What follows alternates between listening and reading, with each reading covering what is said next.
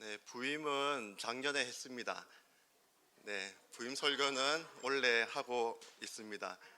보통은 이제 부임하면 바로 설교를 해왔었는데 작년에 오로지 여러분과 함께 쭉 해오다가 새해를 함께 맞이하고 또 첫 설교이지만 또 이렇게 여러분 앞에 서 있는 것 같은 느낌입니다. 그만큼 또 편안한 분위기 속에서 또 말씀을 전할 수 있는 귀한 시간을 허락해 주신 하나님께 또 교회 앞에 감사를 드립니다. 오늘 본문은 바울의 권면으로 시작하고 있습니다. 본문 1절입니다. 우리가 하나님과 함께 일하는 자로서 너희를 권하노니로 시작하고 있습니다. 바울은 자신을 소개하기로 하나님과 함께 일하는 자, 오늘 설교 제목으로 삼았는데요. 하나님과 함께 일하는 자로서 너희를 권한다라고 그렇게 부르고 있습니다.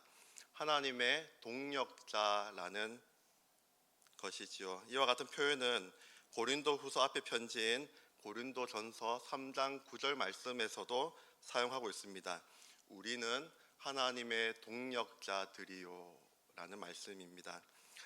앞에 언급한 두 구절을 살펴보면 하나님의 동력자라고 할 때 나라는 1인칭 시제를 사용하지 않습니다.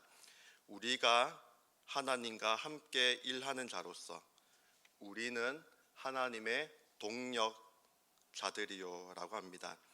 다시 말해 하나님과 동력하는 관계는 나와 하나님과의 관계만의 그 동력을 말하는 것이 아니라 우리와 하나님과의 관계 속에서 비로소 참된 동력이 이루어진다라는 것을 의미합니다. 사실 저는 내성적인 성향이라 혼자 일하는 것을 좋아합니다. 주중에 3층 교육자실에 혼자 있으면 외롭지 않느냐라고 염려하시는 분이 계시는데 사실 너무나도 좋습니다. 나 홀로 하나님과 함께 일하는 것이 마음이 편하고 관계 속에서 스트레스 받을 일도 없으며 좋은 점이 많습니다. 오해하실 수도 있는데 함께 하는 것이 싫은 것이 아니라 상대방을 너무 배려하고 너무 의식하는 나머지 또 불편을 주는 것이 싫다라는 것이 더 맞는 표현 같습니다. 용상제일교회 부임에서는 저의 성향을 좀 더 적극적으로 바꾸어 가려고 나름대로 노력하고 있습니다.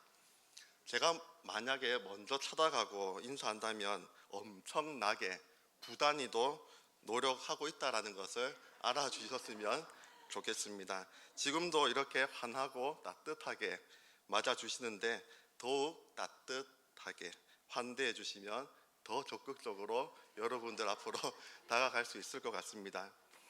교육자실이 3층에 있다 보니 2층을 지나서 올라갑니다. 주중에 비전센터에서 교육자실 다음으로 불이 켜지는 곳이 있다라면 돌봄센터가 될 것입니다. 어느 날 불이 켜져 있는 돌봄센터에 일부러 용기를 내어 찾아갔습니다. 두 집사님께서 저를 환하게 맞아 주셨습니다.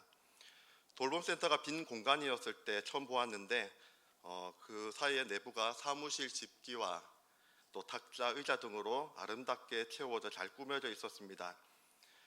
교육자실도 어느 정도 꾸며져 있었기에 시간이 되시면 3층에도 놀러 오세요라고 한마디를 건넸는데 어떤 그날 바로 저와 함께 올라오셨습니다. 교육자실을 둘러보시고 조금 허전하다라고 느껴지셨는지 돌봄센터 입구에 있던 화분 2개를 기증해 주셨습니다. 교육자실 분위기가 화분으로 인해 편안한 분위기로 바뀌어졌습니다. 며칠 후에는 향긋한 향기가 나는 디퓨저도 선물해 주셨습니다. 너무나도 감사하였습니다. 저 혼자였다라고 하면 화분은 물론 디퓨저도 생각하지 못했을 것입니다. 혼자가 아니라 함께 고민하고 함께 생각하다 보니 공간이 더욱 아름답게 꾸며졌습니다. 사역자실을 들어갈 때마다 녹색 화분이 저의 눈을 편안하게 해주고 향긋한 향기가 마음을 새롭게 합니다. 뿐만 아닙니다. 3층 공간에 교육자실을 마련해 주시기 위해 담임 목사님과 장로님 그리고 여러분들의 관심과 수고가 있었습니다.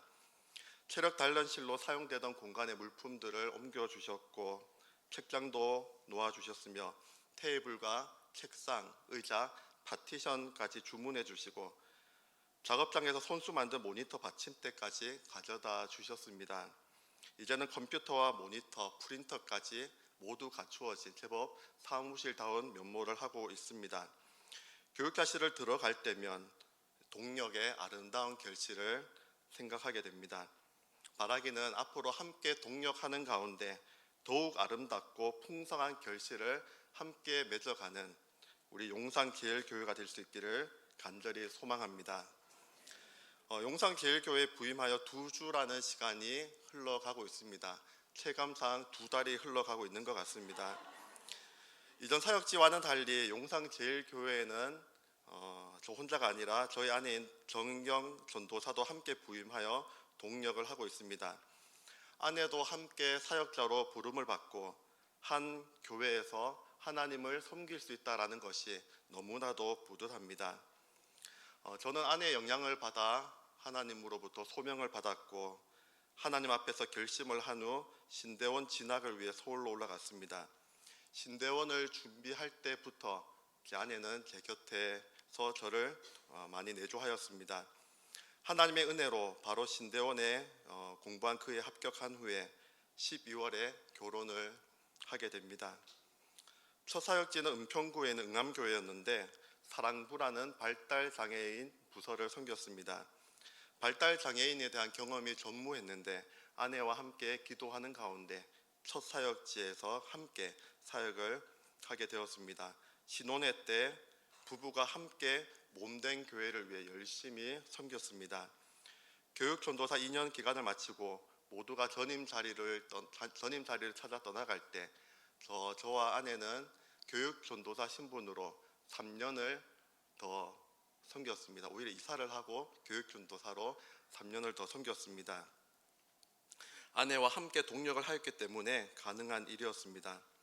내성적인 성향인 저 혼자였다라고 하면 그렇게 첫 교회에서 오래도록 섬겨가지 못하였을 것입니다. 아울러 사람들로부터 인정받기는 쉽지 않았을 것입니다. 아내와 함께 동력을 하였기에 사람들로부터도 인정을 받을 수 있었고 사역의 결실도 아름답게 맺어갈 수 있었습니다.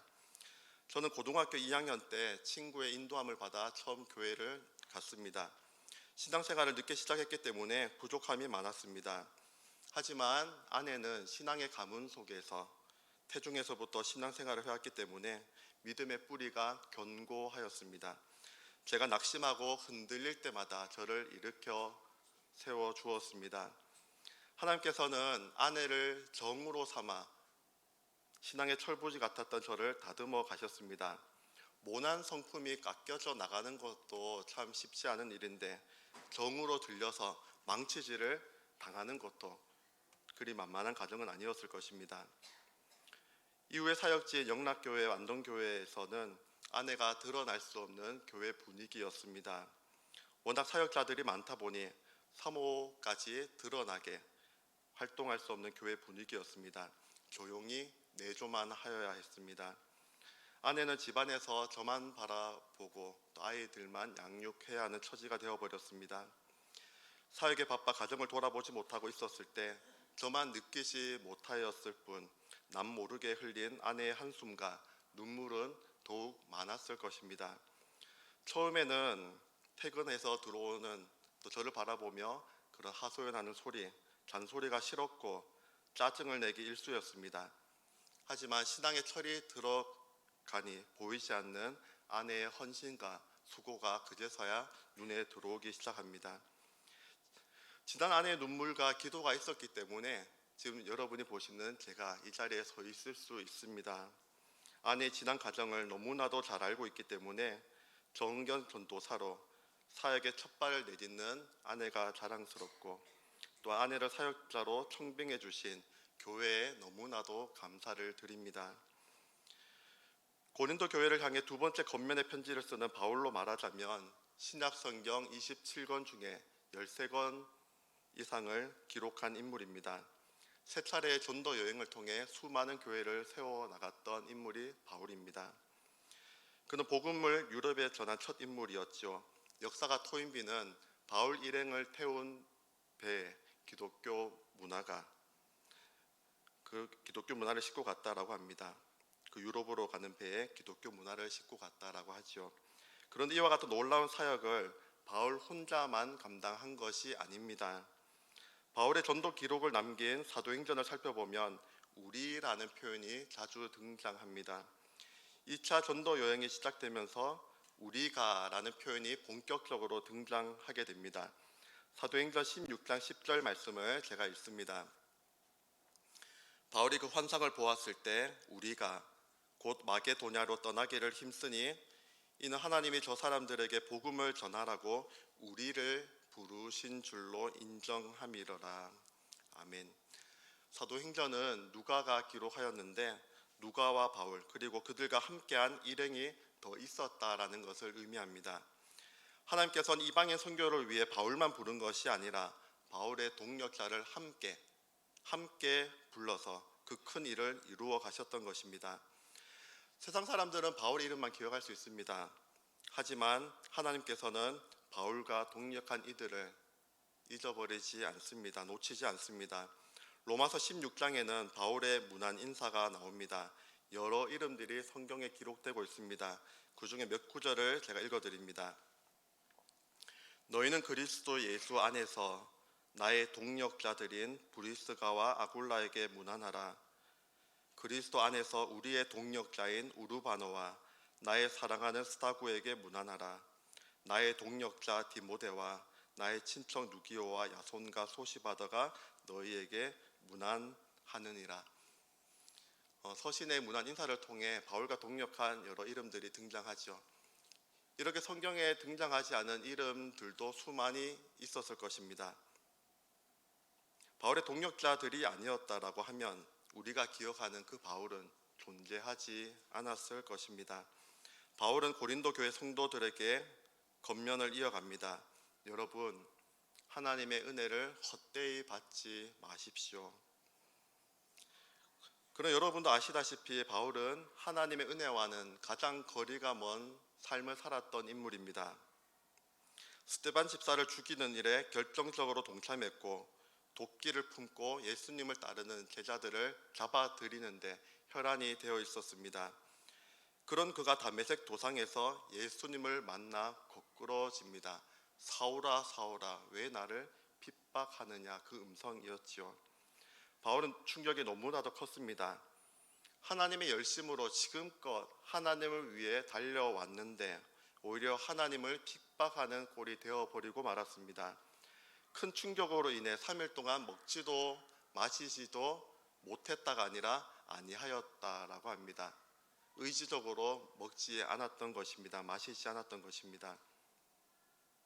죄인 중에 괴수였던 나를 먼저 찾아와 주시고 이방인의 사도로 불러주신 그 하나님 은혜가 너무나도 크게 느껴진 바울입니다. 바울은 고린도전서 15장 9절과 10절에서 다음 같이 고백한 적이 있습니다. 스크린으로 나올 텐데 9절 말씀은 제가 읽고요, 10절 말씀은 함께 읽겠습니다. 나는 사도 중에 가장 작은 자라. 나는 하나님의 교회를 박해하였으므로 사도라 칭함받기를 감당하지 못할 자니라. 그러나 내가 나된 것은 하나님의 은혜로 된 것이니 내게 주신 은혜가 헛되지 아니하여 내가 모든 사도보다 더 많이 수고하였으나 내가 한 것이 아니요 오직 나와 함께 하신 하나님의 은혜로라. 아멘. 하나님과 동력을 한다라고 할 때 하나님과 동력하는 우리의 태도를 바울의 고백을 통해 우리는 바라볼 수 있습니다. 먼저는 하나님의 은혜임을 늘 잊지 말아야 합니다. 내가 나된 것이 하나님의 은혜입니다.